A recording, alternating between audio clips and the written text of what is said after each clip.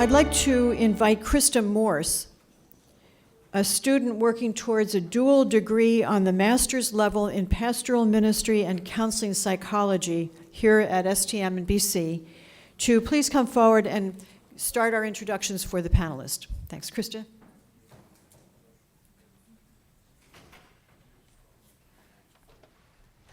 Good afternoon, everyone.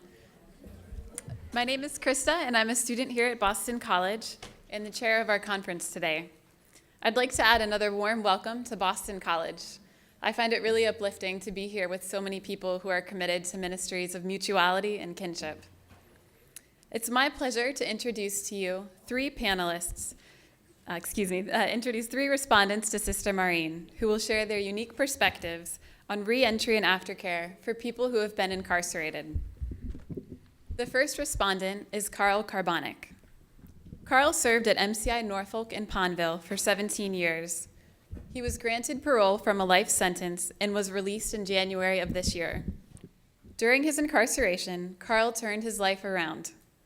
Although he entered at a third grade level of literacy, he diligently read books on English grammar, guitar and music theory, the Bible, and theological books. As a result, Carl was able to earn his GED. In addition, Carl passed courses in theology and Bible study from a correspondence school, and he obtained permission to conduct Bible study groups within Norfolk and Pondville prisons. Since his release in January, Carl has been employed by Bethany House Ministries. He continues to study the Bible as well as guitar and music theory. Thank you, Carl, for being here to share your powerful story and your perspective with us. The next respondent is Janet Connors, a longtime community and social justice activist in Boston neighborhoods heavily affected by violence and social injustices. Janet works with Just Circles and the Center for Violence Prevention and Recovery to bring restorative justice practices to schools, serving as a support to student survivors who have lost a friend. Janet herself lost her son Joel to homicide in 2001. Her own personal journey resulted in her ability to bring about change in policy practice to the state of Massachusetts, which offers victims the option of calling for and participating in victim-offender dialogue. Janet has met in restorative dialogue with two of the young men who killed her son, and has also met with their mothers. Janet is the recipient of a national award for leadership in community and restorative justice, and was interviewed by the Humankind radio show on NPR. We're very grateful for your inspiring witness of reconciliation and your persistent commitment to the community. The final respondent is Leo Vercollone, a Boston College alumnus and president of VERC Enterprises, a family-owned business that operates 26 combination gas stations, convenience stores, and car washes. His company was named a leader in diversity by the Boston Business Journal and one of the best places to work by the Boston Globe. 3% of the employees of VERC are men and women who were formerly incarcerated, and 20% of the employees are men and women with intellectual and developmental disabilities. Leo himself is involved with prison ministry at Plymouth County Correctional Facility. In addition, he has been very generous in his support of the School of Theology and Ministry and the Prison Ministry Initiative. Thank you, Leo, for being here to share with us your dedication to those facing challenges in finding a livelihood after incarceration. And now, if the three panelists would like to come on up and take a seat.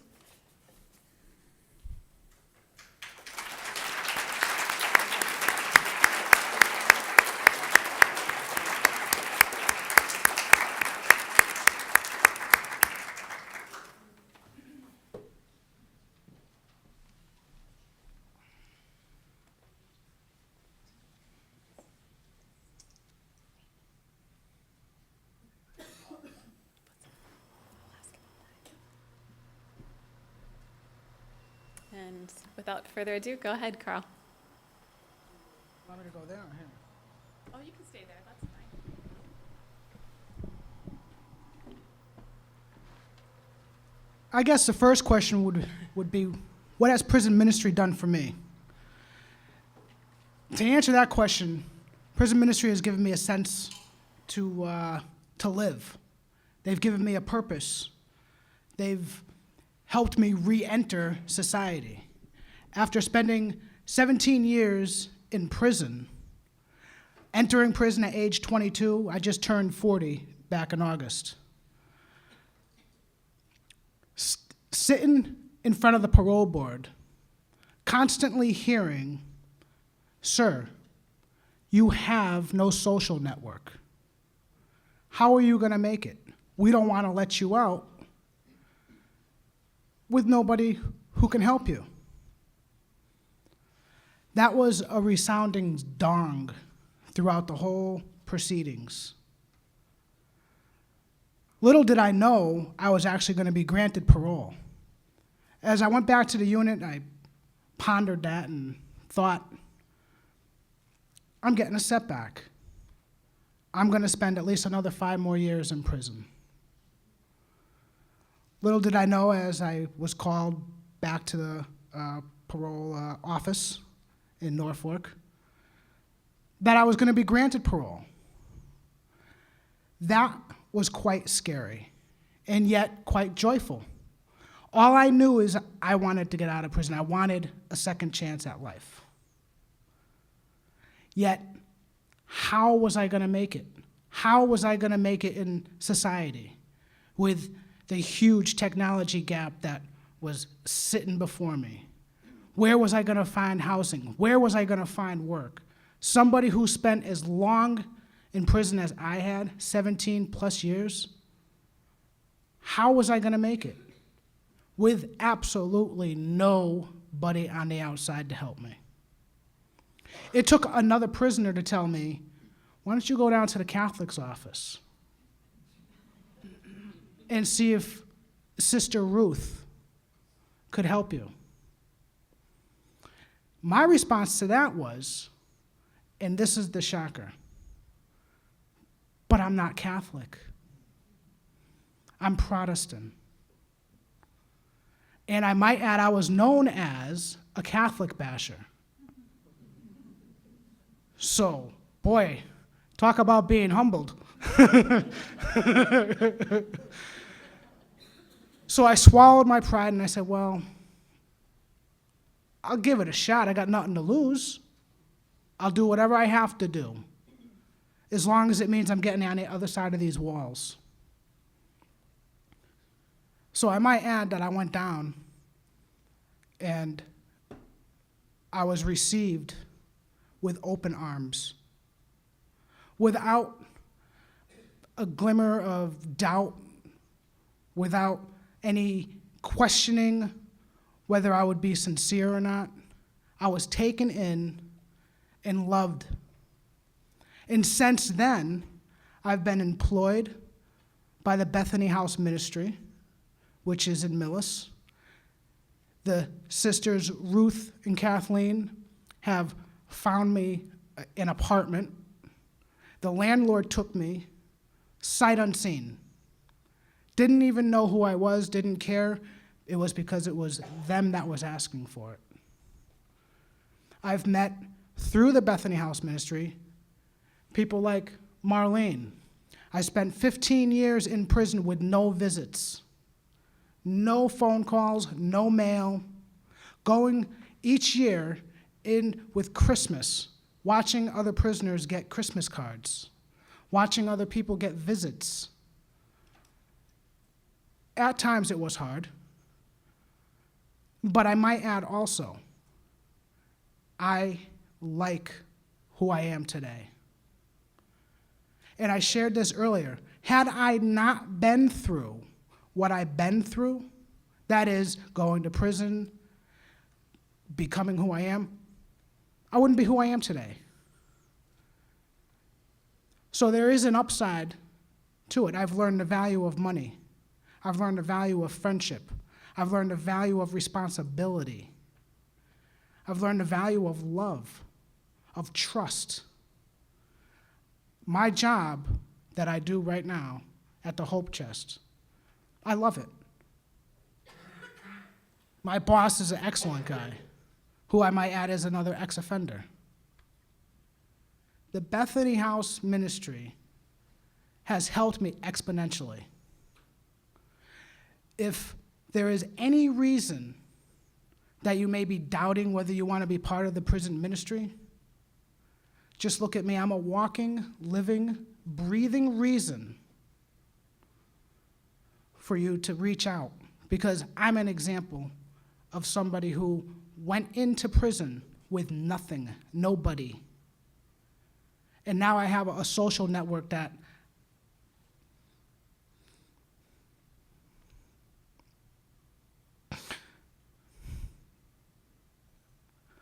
I can't express to you the gratitude I have for these people. And that's what prison ministry has done for me. I'm sorry.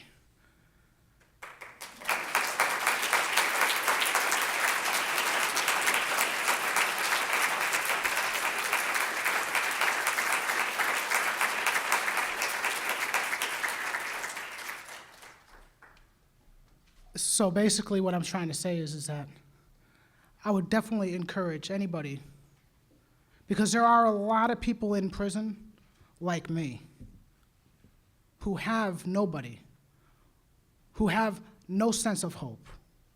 It is the volunteers, I'm speaking from my perspective, it is the volunteers that go into the prisons, the volunteers that are outside the prison as well. Now that I'm outside, I understand there's a lot of work that goes in outside of the prisons as well as inside. It is the volunteers that give people like me a sense of hope. It is volunteers that give people like me a sense of purpose. It is volunteers that give people like me a reason to live. There is no amount of money, there is nothing I can ever do to pay back what Sister Ruth and Kathleen and a host of other people have done for me. The only thing I can hope is to make them proud. And I hope that I've done that. And I hope that I will continue to do that. Those people mean the world to me. I don't think I've shared that, so this is the first time I'm sharing this now. So, and they're sitting in the back there. But there are a lot of people in prison who have no hope because nobody has stepped forward to say, I'm here for you. There was a question that came up earlier that I do believe needs to be addressed. Because ex-offenders are not supposed to have any contact with volunteers upon their release.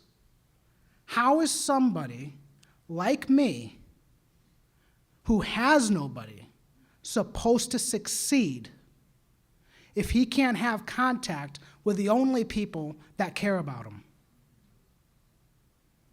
That, personally, is an issue that needs to be addressed. Because if it wasn't for prison ministry, I probably would not be here right now. Prison ministry has become very important to me. And at some point in time, and I stated this earlier, I would actually like to become a prison chaplain. Who better to reach out and talk to offenders than somebody who's been there? I would be able to tell them, I know what you're going through. And actually know. Not be able to say, I know what you're going through, and not really know, because I'm reading it from a book. I speak on behalf of myself when I say I don't like that. When people say it to me, I know what you're going through. Well, do you? Really? Have you actually been there? I think that prisoners would tend to more listen to somebody who's been there and through it than somebody who hasn't. I am not knocking education. I am for education. As my bio says, I entered prison at a 3rd grade reading level. I'm now at college level comprehension and reading. My spelling's horrible, so don't ask me to spell. And my math is not too good either, I might add. Just ask my boss. I gotta have a calculator to. And also prison ministry is not too good at tying ties either. 6 people in the car, and not one of them knows how to tie a tie. In fact, I was outside the doors here having somebody else do it for me. But another thing, just to kind of lighten the mood a little bit.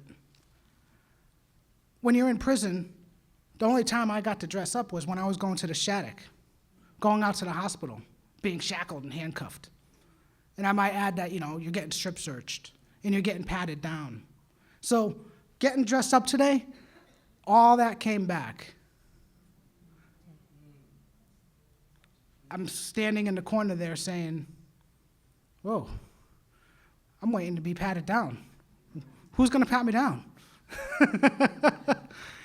But with that, I'd just like to say thank you for your attention, and I hope that I've encouraged somebody to maybe step up and help people like me who are getting ready to be released and give them a sense of hope. Thank you.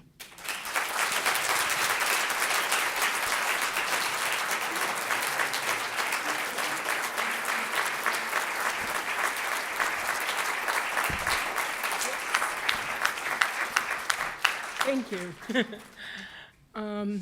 Hello, everybody. Thank you. My name is Janet Connors. I have lived and worked in Dorchester all my life.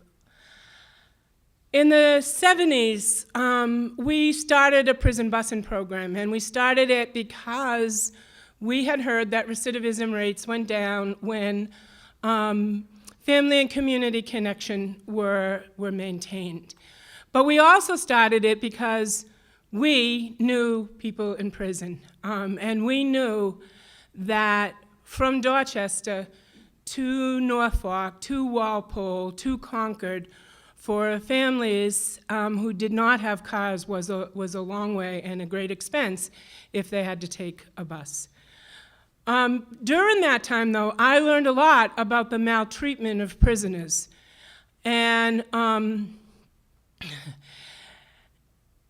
And I still, to this day, wrestle with how can we call ourselves a civilized society and put people in cages.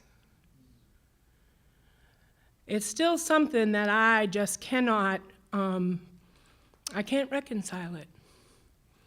Even though my own son was murdered, even though I wanted those who murdered him to be held accountable in some way. But I've worked with kids and families all my life, mostly in Dorchester. I worked for 19 years on Bowdoin Street, which is considered one of the so-called hotspots in Boston. I saw a lot of young people growing up and doing good things, and I saw a lot of young people in and out of lockup. And I saw a lot of young people putting up a harder and harder front each time they came out. I truly believe that inside of everybody is a good self, a core self. And it's okay, we can get it afterwards. I don't need it to sit. Thank you. And that no matter what we do or what we say, we can always choose to return to that core self, to that good self. But I saw that in these systems, in these juvenile justice lockups, and then as kids not too old, at 17, are then incarcerated into adult systems, that those systems did not help people return to their good self. That in fact, it probably helped people get further and further removed from their good self. I've met with 2 of the young men who killed my son, and I've met with one of them, each of them individually, and then one of them with their mother and father, and another one with his mother. And when I met with this young man, Michael, and his mom, I told them the story about this village in a country in South Africa called Babimba. And in that village, when somebody does something wrong, that person is placed in the center of the circle. The whole village stops. And one by one, people recount positive characteristics, strengths, good deeds that that person has done. So imagine you're in trouble, and people are reminding you of your goodness. And the idea is to literally, not only in memory through stories, but to literally remember somebody back into alignment with the community. And I really feel like that is what we need to do and what we need to help inmates who are returning to our community do. I heard it said today when Kathleen Dennehy went in to speak with that woman, that she felt like, wow, I am more than my crime. So there really is a distinction between who we are and what we do. And we really are good and wise and true and powerful people inside. I went through, there was no process in the state of Massachusetts. There was no victim offender dialogue process, which I actually like to call restorative process, because I do think that we are polarized in the separation of victims and offenders. We have all hurt people on some level. We have all been hurt on some level. So I wanted to meet with these two young men. Like I say, my whole life I worked with kids and families. When the street started talking, some of the names that came up were kids and families I had worked with over the years. They were not the people who were charged, but they were associated with the people who were charged. And so for me, it also was a restoration of my life's work and the value of my life's work to go through these processes. I was immediately hit. There were 4 young people arrested in my son's murder, so I was immediately hit after those arrests that there are 5 young people's lives being wasted here. Before the murders in my son's arrest, I wrote in my journal one night, "Who are these monsters?"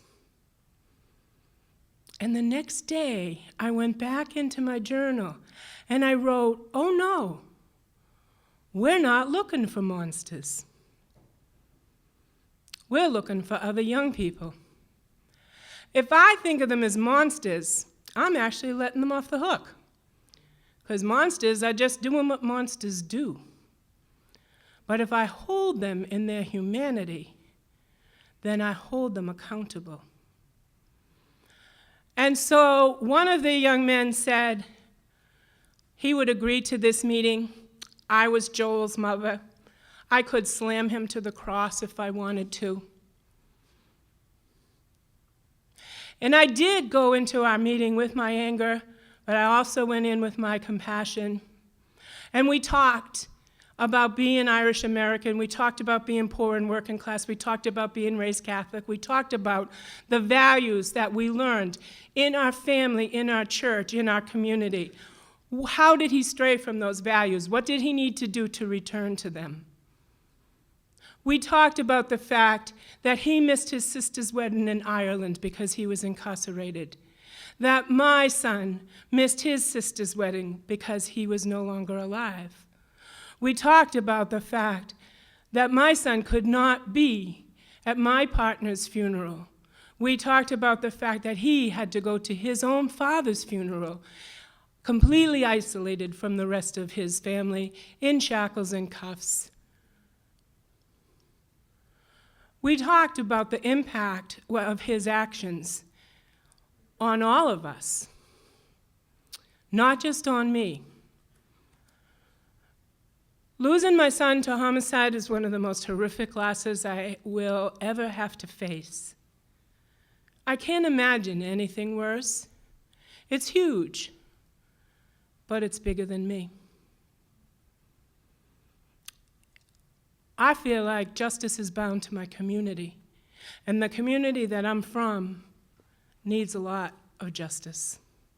There's a lot of injustice that happens in my community. I knew that if these young men who received sentences of 8 to 10 and 10 to 12 years, so they're both out now, I knew that if they returned to community and kept doing the same old dirt that they were doing, that we would lose out in community again. I had to ask myself, as someone who worked with kids and families all my life, where did we fail these kids? Where did we fail these kids that they could get to a point where they were robbing people, breaking into people's home, doing home invasions when people were actually there, as a matter of routine, and where they finally got to the point where somebody's life was taken?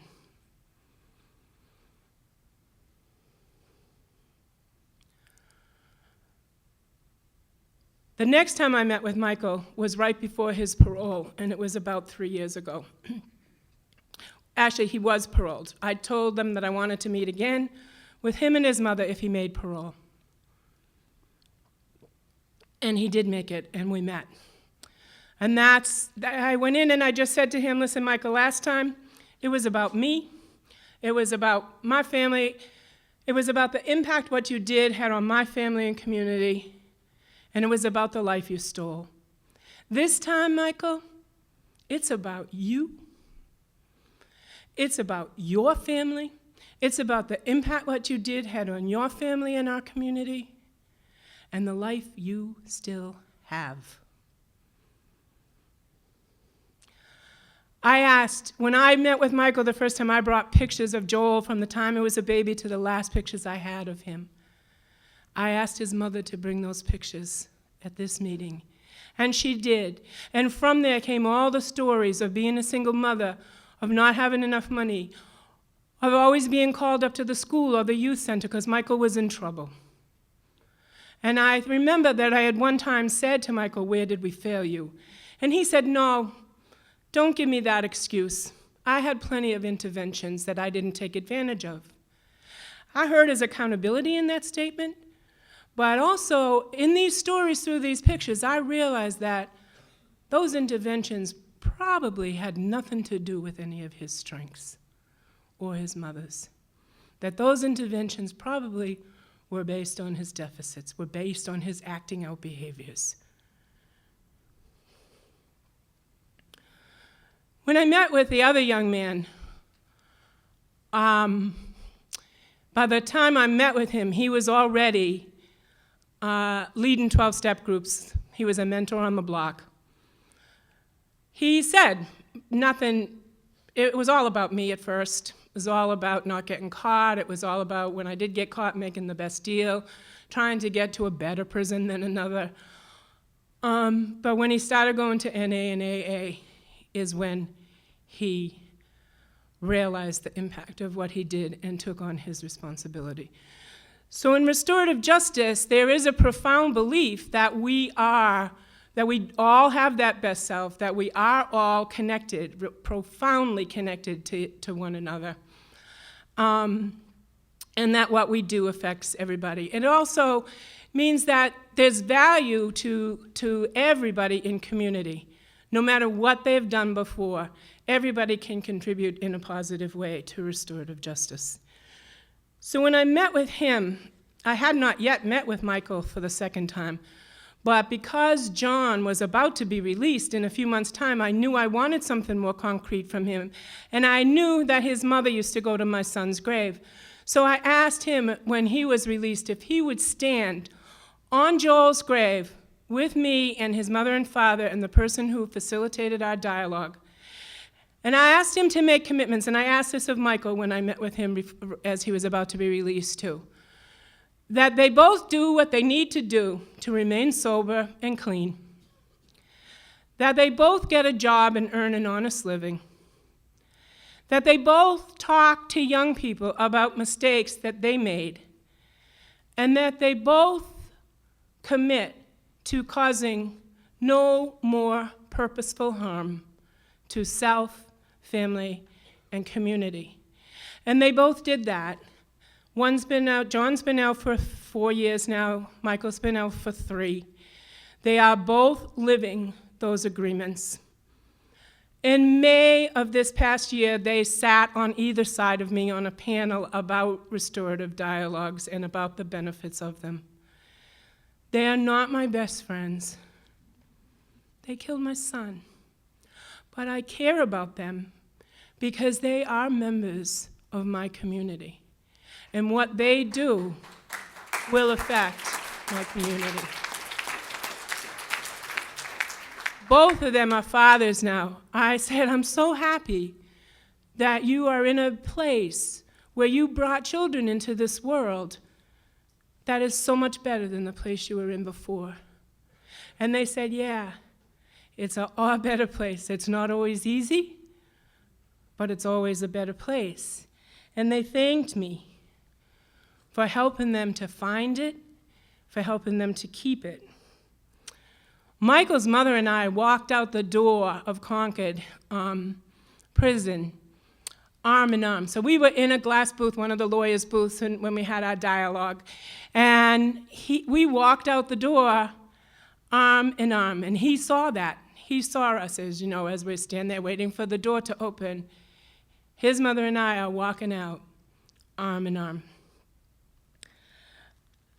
For me, the forgiveness piece, I just want to say, it happens on two levels for me. One is a spiritual level. It is between me and God, who I was taught was an all-merciful God. And I do it, as Sister Maureen said, to free myself, to keep myself from my heart turning to stone, to free my soul, to have their actions not have power over me anymore. But eye to eye, face to face, on a practical level, like we did, it comes with accountability. I see places in reentry where restorative practices can be used. In Minnesota, about 6 months before someone's about to be released, families meet in restorative circles. I think that there's also places where men and women who are returning to community could meet with community people in restorative circles. This past June, I spent a weekend at Norfolk Prison. I went home in between. But I spent a weekend at Norfolk Prison where the prisoners organized a restorative retreat of responsibility. It was an amazing event. There was about 150 men from the general population there each day. Those 9 lifers who organized this group read their victim letters that, they are given as an exercise a lot in groups. It was horrible. Some of the crimes were horrible. They were in tears. Men in the audience were in tears. When myself and other community members spoke, they were in tears. We had circles in the afternoon. Now the men want to do more, and the prison officials are like, what are we going to do? They're all excited about this. This is not a bad thing for them to be excited about. But they want to have a peace march in the yard, says the superintendent. Well, ain't that better than a fight in the yard? So anyway, I just feel like there are lots of places, and even for if an inmate cannot meet in a restorative dialogue with the person that they actually harmed, they can make those amends to their own families. They can make amends for some of the stuff they might have done inside. We can change the culture of what goes on in prisons through restorative justice. I want to just say thank you, everybody, for having me here.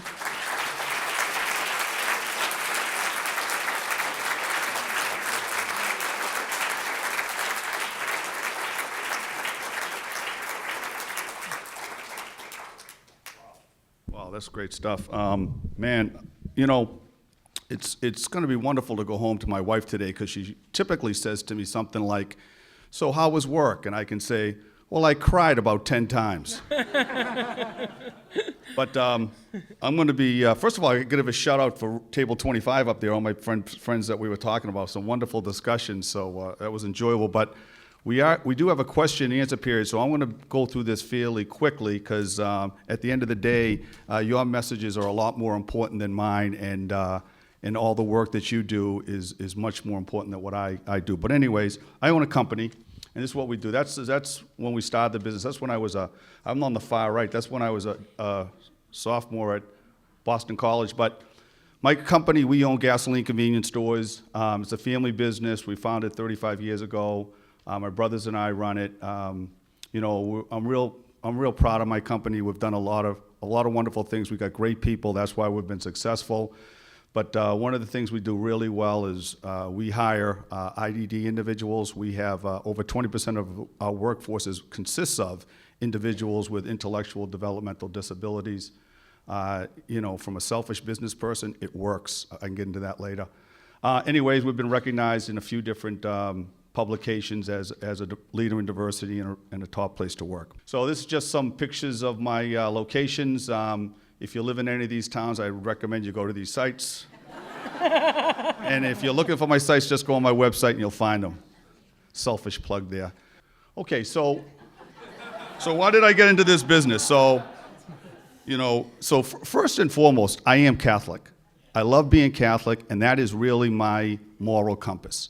So that's what I am. And, you know, at Holy Family Parish in Duxbury, and I think I got a couple of our parishioners here, Dick and Irene are here, thank you. You know, we had this in the bulletin for about 6 months, like, support the prison ministry, support the prison ministry. And I'm sitting there thinking, that doesn't make any sense. It didn't really resonate with me. So, but after 6 months, I had the Catholic guilt, and I said, you know what, I'm going to try it. So that's really what brought me into this about 3 years back. So what happened is I started going to the prison ministry, and I started getting educated. Because I live in Duxbury, and we're pretty well off in Duxbury. But, you know, you think about when you talk to your neighbors, your friends, and they say, you know, prisoners. Oh, yeah, they're bad people. They deserve to be there. Well, you know, as we all know, as we go around, we find out being involved in this ministry that's not true. So I started to learn that the prisoners are made up of the poor, the underserved. They have no voice in the system. And you know, I'm just the opposite of Father Boyle. I have to detail everything. I'm into benchmarking. I'm into numbers. I have to see if it works or it doesn't work. So to me, to have a group that has no outside political influence, none, it's zero. No wonder they're not supported, because they have no power, no wealth, no money. They can't get anything done. So here's how it works. So we've been real successful with this IDD program, and I went back to my company and said, listen, I'd like to try to do this with reentry people. And I had a lot of cross-eyed looks, and they said, well, I don't know, you know, we deal with cash, we deal with products that, you know, that are easily stolen, you know, these people have records, blah, blah, blah. So we kind of put it out to the store managers, and now we have about 80% of our store managers who will accept reentry individuals. We restrict them so that if you are going to come and work in our company, it won't be it's a nonviolent crime, and as we know, that's probably 70% of the former prison population. We allow a lot extra training time, because typically the skill sets are low. Even for this type of work, even for cashiering, even for working at a gasoline convenience store, their skill set it takes them a while to learn the job. And we allow them the regular employment growth. I mean, we don't, you know, once they hire, they're just like everybody else. They have the same opportunities. They can have the same movement up, and they can develop just like everyone else. So it works. So this is just, you know, where I'm benchmarking is I just want to share, you know, some statistics with you. So within my company, if you look at that, let's start from the right and work left. So 88%, in my industry, gasoline convenience store, we have an 88% turnover. That means in the course of a year, you're going to lose almost 90% of your help. It's just a high turnover industry, okay? Well, if you go to the far left, within the IDD population, we don't even lose 1% of those people. We get them in, they work, they're great, they help the culture of the store, it's a win-win, we love it. They come and they stay with us, and they're great, great employees. Within my company, we have a turnover rate of about 36%. So you can see we're almost 3 times better than industry, and that's really one of the reasons we're so successful. Now, here within the prison population, the reentries, we're at about 60%. So we've hired, and we've been doing this for a couple of years, we've hired 13, we presently have 5. So in our company, we're not battling, it's not doing as well. It's a struggle. And let's get into a little bit about why they struggle. Some of it is my stores. you know, my stores are typically highway location, high volume locations, and if you know the prison population or the reentry population, a lot of it's Brockton, Lawrence, New Bedford, and inner city sites. I have a couple in Boston, but, so it's difficult. My stores aren't around where they live. Second is transportation. Most, you know, we want to get these people in, but they don't have transportation. They don't have cars. You know, it has to be, you know, public transportation, or they have to get picked up and dropped off, and that's a struggle. That's a struggle. Following company policy. There's not a lot of discipline. Unfortunately, it's what we've learned. You know, we've got to figure this out, because our typical person that wants to come and work, and they've had stronger background. So that's another problem we face. And personal issues. I mean, we all know what our former reentry people are dealing with. So it's not surprising, but at the end of the day, you know, when we're, as a company, trying to bring these people in, make them successful in our company, try to show other companies that it works. So as you people are out there doing your job, trying to go to other companies, you know, use me as an example. But, you know, we're trying to figure it out about how we can get better at it. I love it. To whom much is given, much is expected. I've been truly blessed. I've been truly blessed with a wonderful family. Grew up in Milton, have a successful company, truly blessed. Too much is given, much is expected. One of the beauties about owning a company is you can kind of do what you want. You know? So if I have social justice issues, I don't need it to be represented by Obama or Romney. I can go do it myself. So these are things that are important, and I think as businesses, I'm not unique among other people that own companies. It's just that they may not feel motivated to do it. And I think we as a society maybe have to talk about this a little bit more open, because you kind of always want to blame the politicians or say, well, you know, our elected officials should do it. No. We have companies. And I'm telling you, since we've been doing this program in an economy that's been tough, we've had 3 of our best years.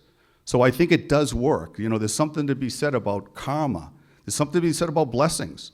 And I think if you're good companies and you're good people, it works. You know, God works with you, the Holy Spirit works with you.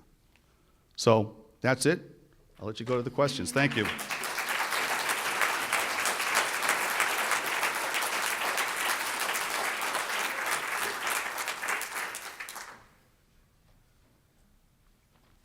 Thank you to each one. Leo, you got the prize, I think, on that one, but thank you so much. That was, there's so much to mine there in Plum.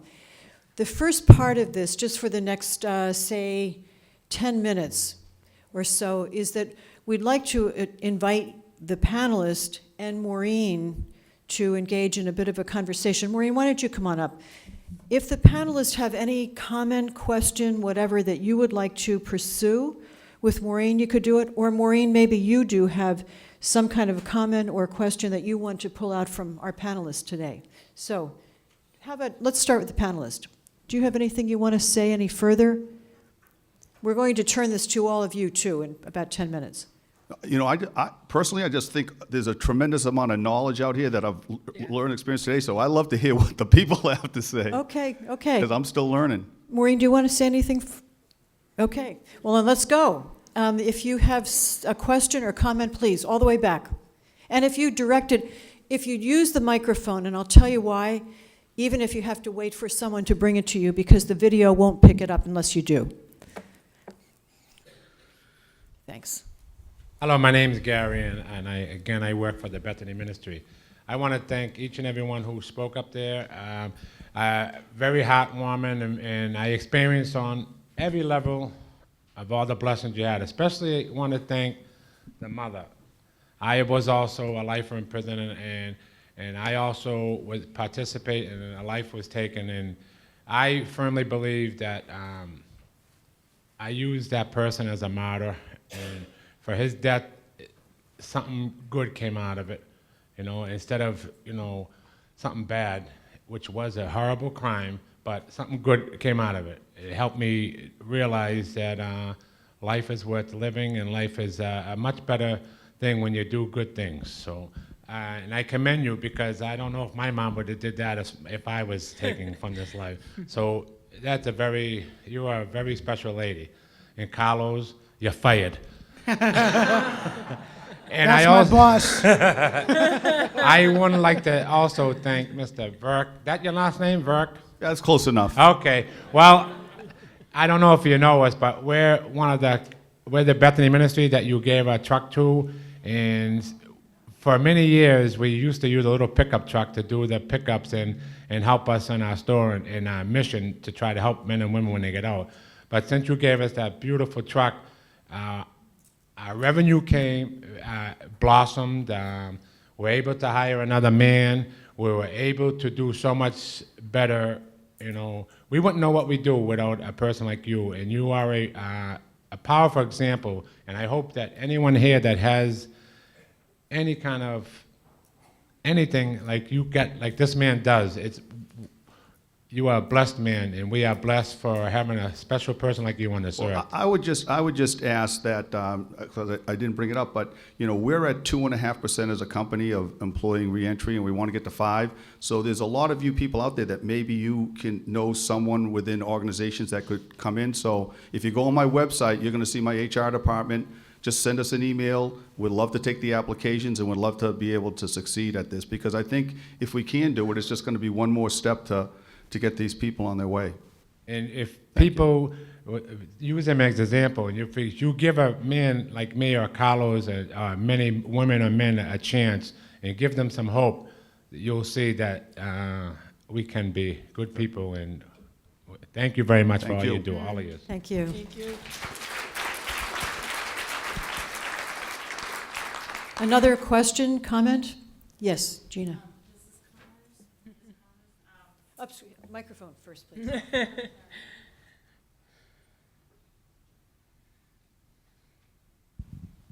Thank you.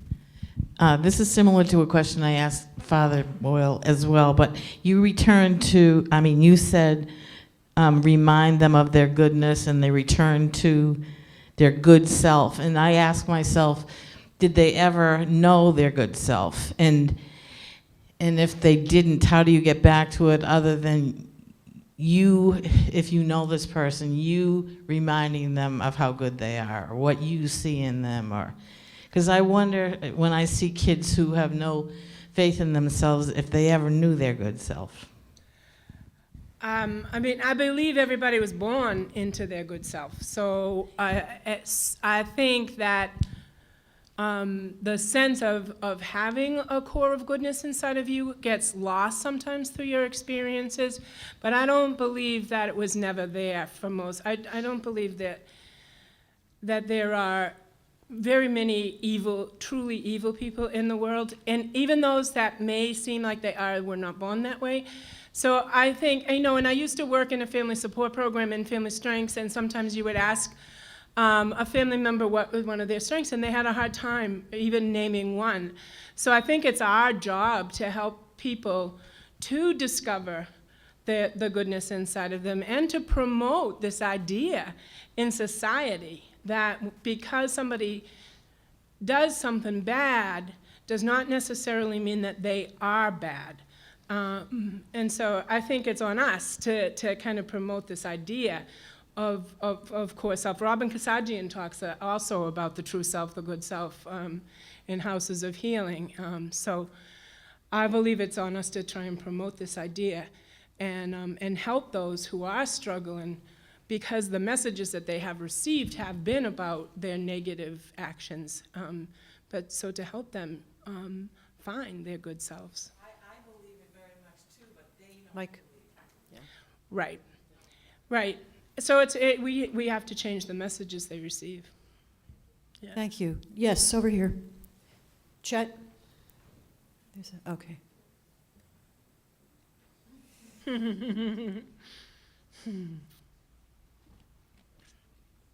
My question is for Carlos.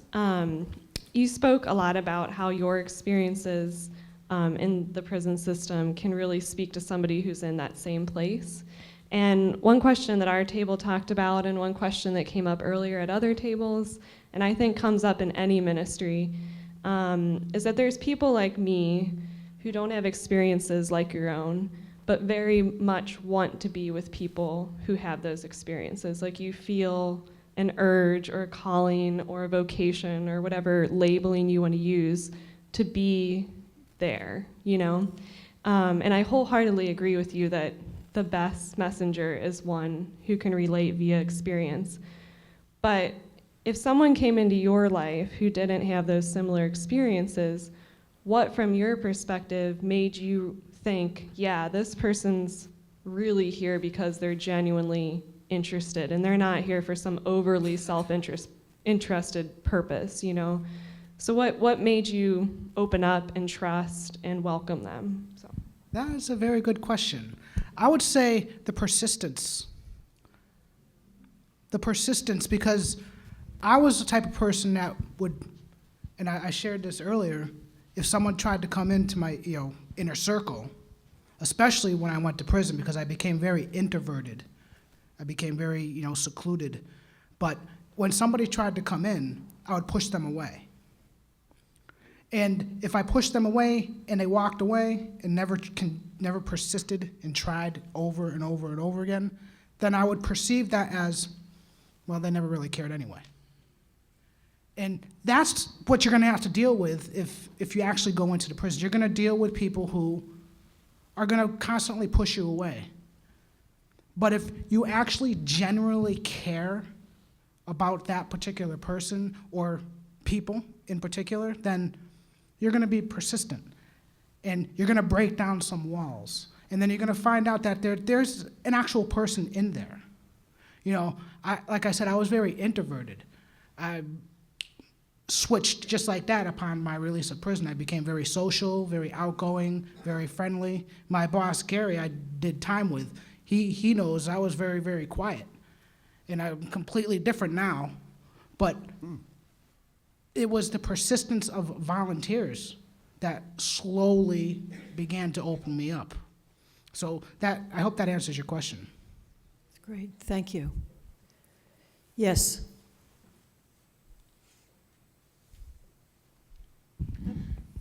Hi, I'm from Bowden Street as well, so it's good to see you. We're talking the last 2 or 3 weeks about the issue of reentry in ways that we've never discussed it before because of the drug scandal, the drug lab scandal. And we expect probably within the next month or so, 500 people from the prisons being returned to their neighborhoods, which happens to be our neighborhoods as well. I mean, reentry is such a critical piece and an important piece when it's planned for. Now it's not planned for. So a lot of the services won't be there because there's no probation, no parole, no anything. Sometimes they're coming into their neighborhoods and our neighborhoods without any supervisions, without jobs and housings. Now, and I guess over the last 3 weeks, we probably had about 30 hours of meetings with community leaders and different service providers and all the rest. We're still wondering, how would you do it? Are there any suggestions how do we provide for those coming out of prisons when we don't even know where they're going to live? And there are no services being provided for them. Mr. Maureen, you want to? I don't know, unless on the other panel, I don't want to touch that. I think I'd be making a lot of phone calls, especially if you expect people to be back in your area. I think the more proactive you can be to contact agencies, to contact some of your legislative people and ask what is going to happen, how is this going to play out, because it's bigger than just us. It's a big picture that's happening in Massachusetts. So I'd be asking those questions big time.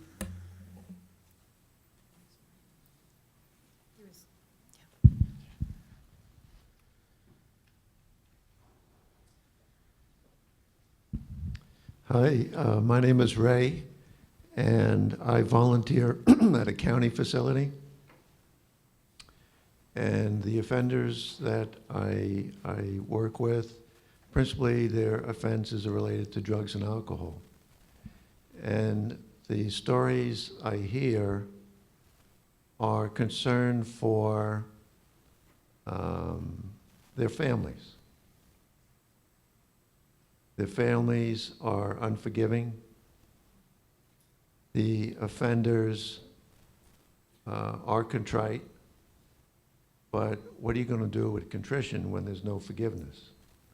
So my question is there a program that can bring families together as a result of these offenses. And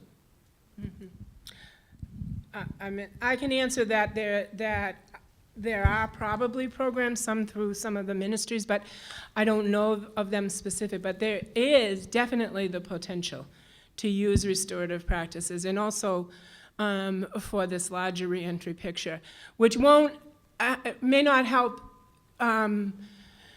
with the concrete basic needs, but to bring people to using restorative practices, and there are people, I mean, we could do it through Just Circles, who would be willing to do that, and meet with people, help families to come, because especially in the situation of addiction, bridges have been burnt.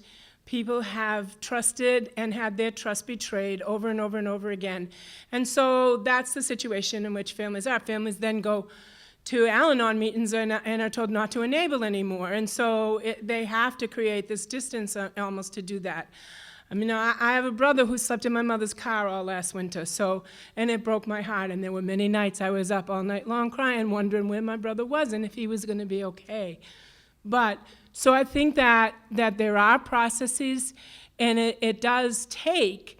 It is a process. It isn't, but you can bring people together and go through the whole thing of, the impact of someone's actions, that person owning their accountability, and then it's about the needs of the people who feel like they've been harmed or betrayed, and the obligation of those who caused it to meet those needs. So then what can be done to make amends? And you can do it on a community level of, now you're here, and this is what we expect of you. And it's a balance of support and accountability. So you want to have that person own their accountability and then find out what they need for support to be able to keep those promises, to be able to make those amends. The Chief Justice Robert Yazzie of the Navajo Nation, he has a very simple quote, which I love. It says, "You can't get to a good place in a bad way."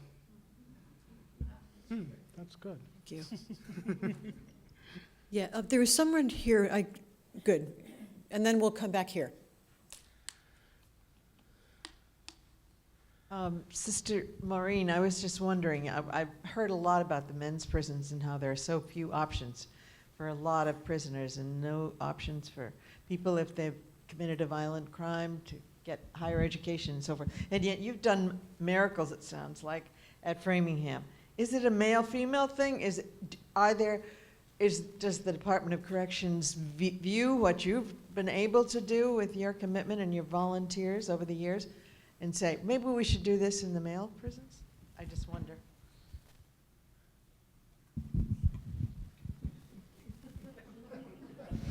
I'm not sure how to respond to that. Sad to say, I'm very myopic. I'm very concentrated where I am, trying to bring a whole circle of people there. And each prison kind of operates in its own venue. I would say if anybody here is interested in doing programs in any of the men's prisons, either to contact the superintendent, the chaplain, and help some of that start to happen. There are volunteers in many of the prisons as far as what the programs are and how they exist. I know you can go online and you can look up Lewis Spencer, the commissioner, because I did this recently myself to see if a program was listed in the programs. And on that site, it'll list the programs that are held in the department. And usually, I don't know if Bill is still here, after each program, it says what facility it's at. So that can give you a sense of what does happen broadly to look at the whole department. But if you have a specific interest in any of the prisons, just contact either the chaplain or the director of treatment, and I'm sure they'd be more than happy to have you help. But Framingham still needs you, so don't go too far. Janelle? In between yesterday and today, we were talking a lot about aftercare and how do we help our incarcerated go back into society. And this question keeps resonating in my head of a preventive way to not stop, but recognizes issues before gang members or young people or whoever commits a crime. And maybe it's a naive question on my part, but in a way, as a young professional and engaged Catholic, I think it's the questions that we are to ask ourselves, and it's for anyone. How can we attend to those needs if we recognize those behaviors or attitudes or thoughts that could be, or that signs of something might go wrong after, down the road? How can we attend to those in a caring and positive way to prevent these things? Maureen, do you want to start? I think that's really an excellent question. And sometimes I'm a slow learner, but I've been noticing more often that when the women are talking to me, they're doing this. And she, and I'm like, what's this? What's this? I think it's the violence that happens and that people grow up with, that if we could encourage both at our prisons and in the schools, real education on violence education and prevention. It can't hurt. It surely might help to deal with all of that conflict resolution that needs to be looked at from early ages on. That's one of the things that I work on now in training other people, and I do some work in a couple of schools on alternatives to suspension so that we don't feed the school to prison pipeline. And it is again using restorative practices in situations of conflict or rule breaking to help somebody understand impact and make amends. But we also use circles not only when someone's in trouble, but as a way to build community and build relationships. And so oftentimes you'll go into the school, and at the beginning of the year, if you're talking about how the violence in the community affects you, a lot of the kids will say, it's all right, I'm straight, it's just the way it is, I'm used to it.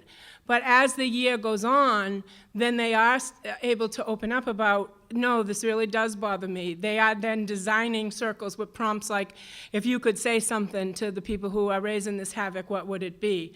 So that's a big shift from, it's okay, I'm straight, that's the way it is. Because these practices promote social emotional literacy, and kids have been sort of, who grow up in the violence tend to block it off because they can't deal with the trauma, and so they shut themselves off to it, and we keep on going. I mean, I worked in a daycare center where, we came back from a field trip as somebody was being taken out of the schoolyard in an ambulance after just being shot, and we just had to go back to being in the daycare center with the kids, and there's a sense of normalcy that the young people think this is just the way it is, and this is not the way it is. I also work with Mothers for Justice and Equality, and our mantra is it's not okay.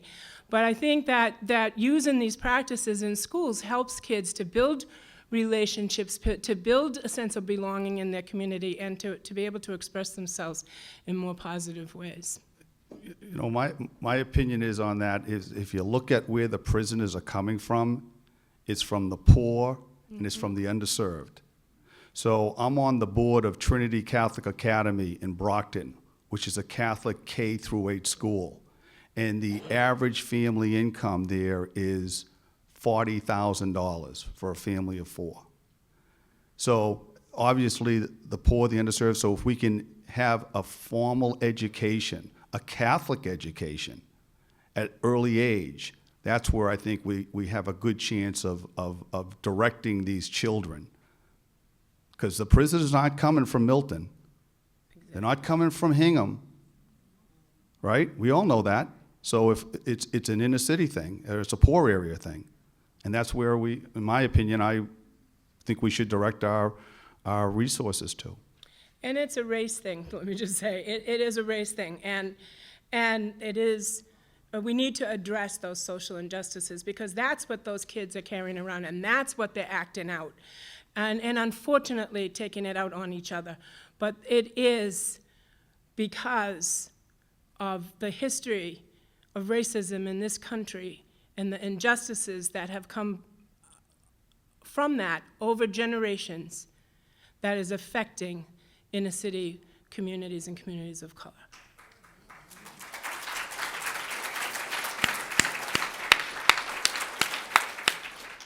Yes. Right here.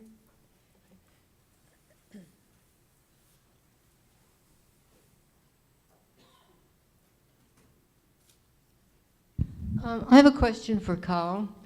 I'm involved in a rec ministry at the Dartmouth House of Correction, and I'm interested in aftercare, and I'm wondering if you could talk about the difference between helping someone and go overboard and enabling them, and if you have any experiences with that, going overboard and helping them.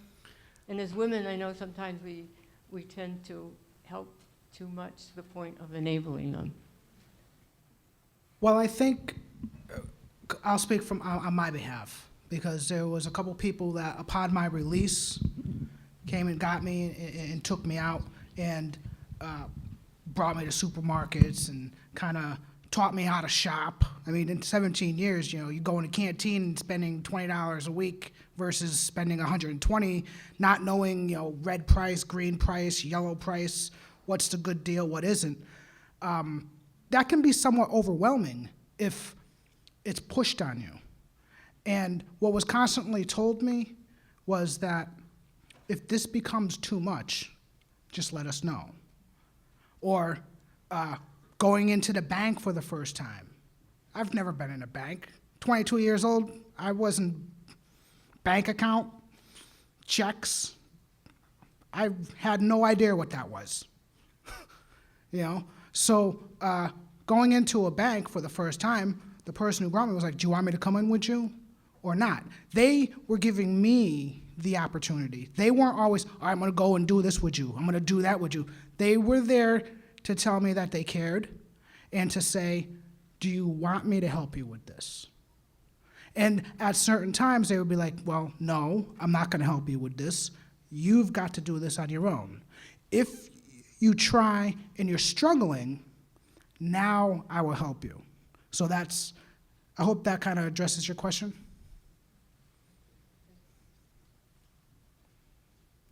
I think we have time for just one more. Yes. Who's? Oh, sorry. Ruben, isn't it? Go ahead. Two more. Two more succinct and to the point. Excuse me. Okay, this question is for any of the panel members, including Maureen. And I know we're dealing a lot with reentry, but part of reentry is what happens while you're incarcerated. So my question is, how do you deal with quality of life issues, living conditions when you're incarcerated? Because we know that sometimes as a result of not being heard as far as things that occur within a facility, that you can wind up with additional time, which prevents reentry or certainly affects reentry when you're out. So that's my question. What's your thoughts, opinions? That's a good question. And I might add, it depends on the individual. Yes. On whether he does easy time or bad time would be the term. Because I'll speak for myself. When I went in, I said I have no choice but to be here. So I can either try to make doing my time, my sentence, as easy as possible or as rough as possible. A lot of people look at me and say, well, he's only 29, 30 years old, and then when I tell them my age, really? Well, there's an old statement that says, you can either do your time or time can do you. And what that means is that you can age 10 years in the course of 3 if you allow prison to take its effect on you. I've seen fights, I've seen brutal beatings. It's a choice. You really do have a choice on how you can live in prison. The conditions in which you live in, you can either deal with them or you can gripe and complain about it your whole time in. I chose to deal with it. Did I like having to use a toilet in the same room that I'm sharing the bunk with somebody else? Did I like having to stand for count 3, 4, 5 times a day? Did I like having to eat the same food on a 3-week cycle? Bland, not really too good. I used to joke about it. I used to be like, I'm having a T-bone steak when I'm eating a soy hamburger. It depends on the individual, on how you do your time. So the conditions in which you spend your time in is only what you really make of it. And upon release, life just becomes so much better because you've dealt with what prison was like, and now you're out and you're living such a better life. And I might add, and I've said this before, but it helps having a social network. Extremely, extremely, so much more than coming out and not knowing. And not having a blank slate before you is very, very scary. And that's where I started off with. And now it's because of the Bethany House ministry that I have actually paths before me. And if I could just add, to me, I would think the percentage of succeeding once you leave prison without a job is, I don't know, 1%, 2%. I just can't conceive how it has to be the most important thing that re-entry individual has the opportunity to do. Because if you don't have a job, what do you do with your time? Are you going to be supported by the state your whole life? I mean, where does that put you? I mean, a job just adds so much to self-esteem, to part of society, to growth. Now, I'm not saying there's not other issues, but you have to have a job. In my mind, it's impossible. You can't succeed once you get out if you don't have a job, or a job in a short period of time. I agree. I agree 100%. Because having a job gave me a platform. Before that, not knowing was very scary. I remember, living off of $15, $30 a week, which is what you earn in prison, versus I remember getting my first check. I was like, whoa, is this a mistake? Well, I haven't seen this much money in a long time. But he's absolutely right. If you don't have a job, you are not going to succeed in a place to live and in social community, too. Thank you. We have one more question. If we can make this kind of short, though, because we want to end with a prayer also. Mrs. Connors, I wonder if your family and friends are as forgiving as you are. And was there any discourse when you decided to forgive? My family and I decided early on that we would all take different paths in our healing. We knew that. We acknowledged that. We made a commitment that we would support one another no matter what the other person chose, as long as nobody was going to hurt themselves or anybody else. My daughter was pretty much on board with me. She understands the prison industrial complex, the whole way that we feed into it, the connection between prison and community. She said, "Don't throw your pearls in the mud, Mama. Be careful." And one of them said in a letter, tell Miss Connors' daughter, in a letter to the facilitator, tell Miss Connors' daughter that she didn't throw those pearls in the mud. I wear them around my neck to keep me in check every day. Now, my son, who could not protect his little brother, he had a harder time with it. He had a harder time. He went to Michael's parole hearing, and he said, you were, and he cussed, and he said, then, and you are now, and you always will be, and I don't think that he should be released. And then afterwards, when in fact he did get parole, and I gave a speech at the State House, and my son came to it, and he called me up, and I still have this message on my voicemail, and he said, "Mama, you were right. It doesn't do us any good to wish them dirt, and I love you, and I think you were right." So, I mean, he still is not wholeheartedly on board with it. He would have a hard time if he ran into them on the street, but you know, we all acknowledge that this is what we had to do, and he does now understand the bigger picture and why it was important to me. You know, this is clear. We could go on for days. We can't go on for days, though. So I'd like to just thank Sister Maureen, Carl, Jan, and Leo for their wonderful wisdom and